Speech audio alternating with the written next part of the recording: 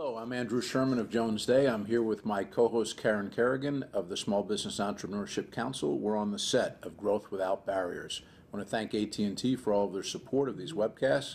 And we've got a little bit of certainty now after the election. We have the certainty of knowing who the president is. The certainty and the uncertainty. And we have the uncertainty of knowing where all of these issues, particularly the one that's been on everyone's mind, of course, are we going to fall off the fiscal cliff? Mm-hmm. But you know, within that, Karen, there's a subset of so many issues, so many policy debates.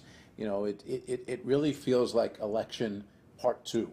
And I know that the ripple effects on so many small businesses and entrepreneurs can be significant, and that SBEC is really monitoring it very carefully. It is. I mean, it's almost like Groundhog Day, right? It feels that way. I mean, it always is one crisis after the other. But we knew that we'd be facing this fiscal cliff for some time. The can was kicked down the road. The debt ceiling issue, we've known that for some time. And we also know that we have to deal, you know, from a structural reform perspective, with entitlements and get spending under control and get our fiscal house in order. So, you know, all these issues are important to small business. I mean, really, it affects, you know, our competitiveness.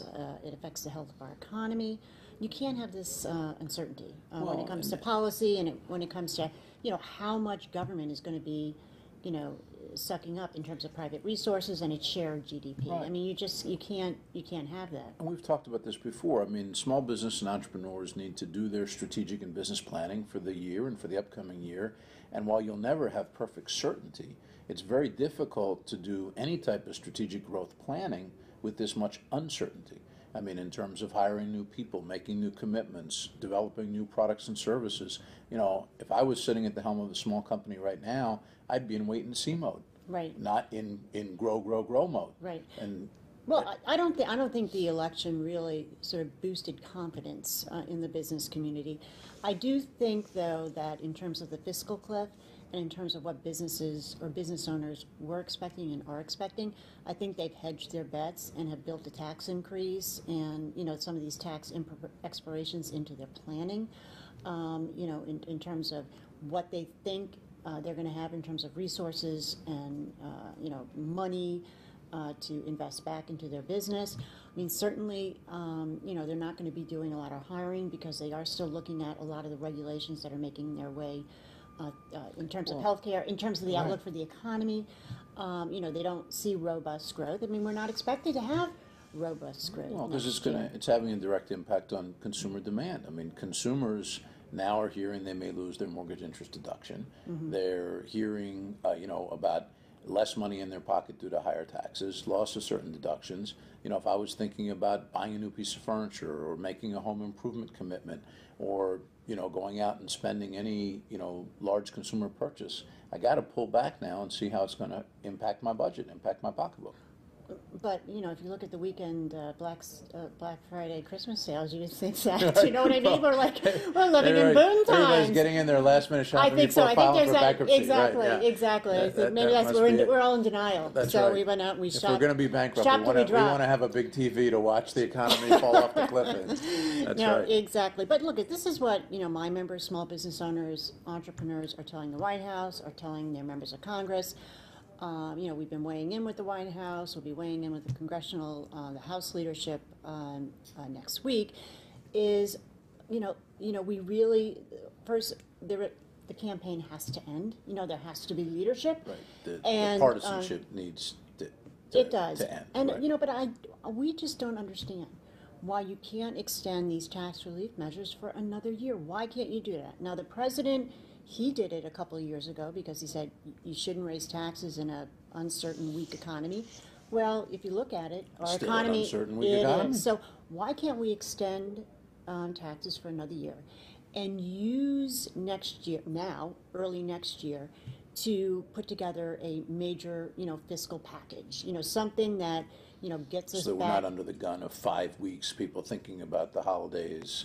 That's where I think bad policy gets made, is when we don't have the time to do the proper analysis. Well, that, but also, I mean, we have to address this whole, you know, the spending on these entitlements. I mean, you're looking at, this is, you know, we're sort of just, we're putting Band-Aids, you know, as we go along, well, and we can't do that. I mean, I was talking to a small business owner earlier in the week, and he said, look, if I went to the bank and I wanted to get a bank loan, the bank's going to ask me, what am I going to do with the money, right? What are the use of proceeds? Well, it's the same thing here. I mean, if Congress wants more taxes, tell me what you're going to do with it. Tell me how you are pulling in your budget and what the allocation of this capital will be. And most people push back on paying more taxes because they're just worried that if they pay more taxes, government's going to spend more money. So if small business owners have to have that discipline, why can't Congress have that discipline? I really do think, even though, remember how there was like this fiscal cliff, Right.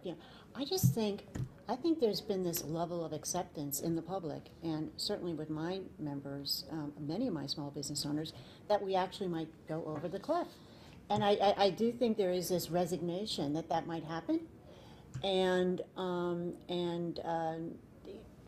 if we do, we'll see actually what does happen. I mean, you do have people Right. now saying it's totally overblown, in terms of going over the Right. fiscal cliff. But we'll have to see. But I do know that business owners, entrepreneurs, investors are pretty much assuming, that we will go over the cliff, that there will be, these tax, increases that will hit. And For everyone. Well, and they're preparing for it now. You've Right. seen the articles in the Wall Street Journal about people that are selling their businesses, selling their assets, doing these things in order to take advantage of the lower capital gains, tax rates now. And But I'll tell you something, I also saw it recently in the converse. We had a transaction we worked on this week where the buyer lowered the purchase price, thinking that the seller would be anxious to sell by year end because of the threat of the higher tax rates. And the seller says, I'm not reducing my price just because of the threat of something that might or might not happen on Capitol Hill. Right. These guys are down in Texas, and they just said, you know what, we're not giving in to that fear. The buyer of the company was trying to play off the fear of the fiscal cliff to convince them to sell the business at a lower price. well, no matter what the outcome, Exactly. and no matter what happens on December 31st, I think, all of this as it is continues just to hold back the potential of the recovery. Wow. And it will continue to, as long as you have this, type of game playing, politicking, the never-ending campaign up on Capitol Hill and at the White House. You'll just have to tune in to Future Growth Without Barriers to get the updates. Yes, we'll hopefully be monitoring here. this very closely. We'll be jumping over the cliff together. That's right. right. So, Bring your parachute. yeah.